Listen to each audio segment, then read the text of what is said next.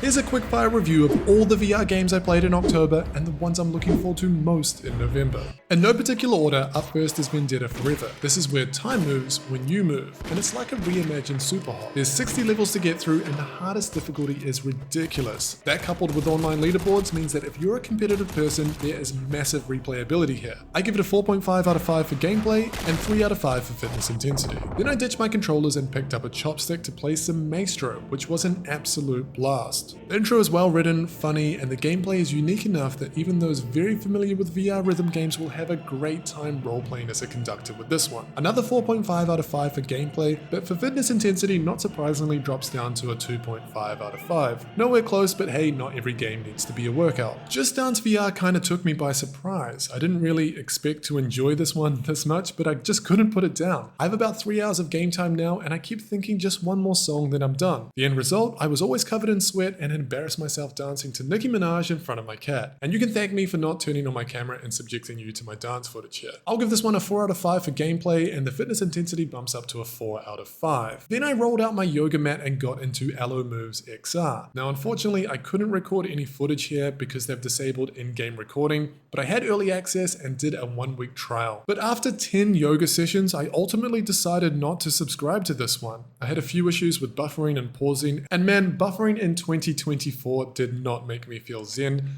In fact, it made me quite angry. But when it did work, it was good, so I'll let this one cook just a little bit more before diving back in. I give it a 3 out of 5 for gameplay and, well, 5 out of 5 for fitness. It's literally just yoga, but in mixed reality. I also got access to the Quest 3S and took it to the test with some of my old favorites, including Beat Saber with the new Britney Spears DLC, Thrill of the Fight, and Broken Edge. Now, speaking of old favorites, Audio Trip has a new DLC, and they've conveniently, or maybe punishingly, put this into one 30-minute playlist. And getting through this was no joke. I first did it on normal difficulty, which was okay, but then I did it again on cardio mode, and that was ridiculous. Now perhaps what's not shown here in the heart rate stats is just how challenging this was on my obliques, with the amount of twisting that you need to do. And I did this workout yesterday, and now turning side to side hurts quite a bit. I'll give this a 4.5 out of 5 for gameplay and 4 out of 5 for fitness intensity. Then I played the new Guardian of Realms update with some new enemies and mods. I actually decided to take my Quest 3 to the park for some very intense VR combat. Now to date, this was my most intense VR, or I guess MR workout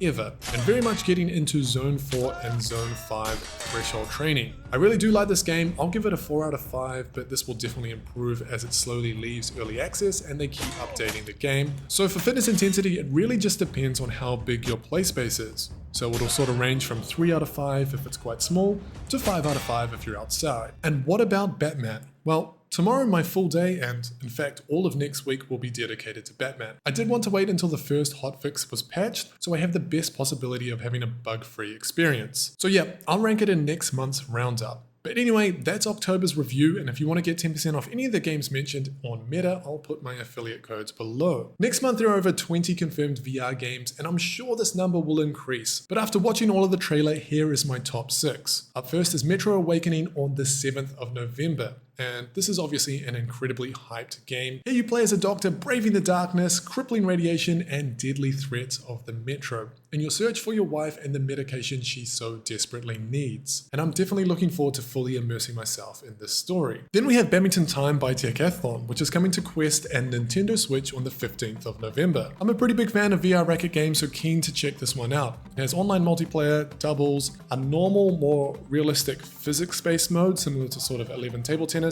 and a mode that's a little bit more fun where you can get power-ups and impair your opponent in various ways. Starship Troopers, and this is from XR Games, who are the same people that just bought us Hitman Reloaded. Now I love Starship Troopers and have 40 hours in Helldivers 2, and the fact that it's going to be co-op, well, I'm hoping that this is going to be a redemption story for XR Games. But definitely not going to be a pre-order for me. I've learned my lesson to wait and see how releases go. And Thrill of the Fight 2 is finally here. It's coming on the 21st of November to early access on the Quest. And this is of course the upgraded version to the much loved 8-year-old Thrill of the Fight 1, but with multiplayer. Sign me up. Now, this is one of the games that I was looking forward to most this year, and I will be covering it very heavily in the upcoming months. xFIT powered by World of Dance is also dropping on the 21st of November, and I was involved in the beta testing for this one. Now, what I like most about this is that it's much more than just a dance game. It's more like a rhythm fitness game, and they have tracks specifically designed to destroy your legs. In my own test with this one, I burnt around 165 calories in 20 minutes,